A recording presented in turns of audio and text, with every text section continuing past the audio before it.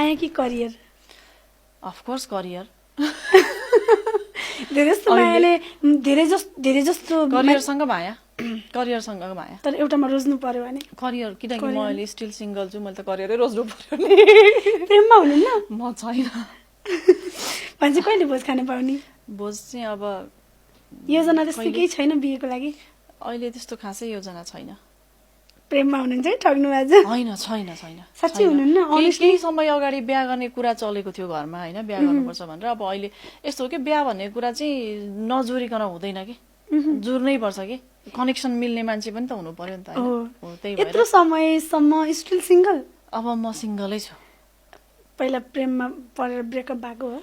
पहिला त्यस्तो प्रेममा परेर एकदमै त्यस्तो पनि होइन होइन, कुराहरू नभएको होइन, कुरा हुन्थ्यो होइन, तर त्यस्तो कनेक्सन मिल्ने मान्छे चाहिँ मैले भेटिनँ। जस प्रेम चाहिँ परेको थियो?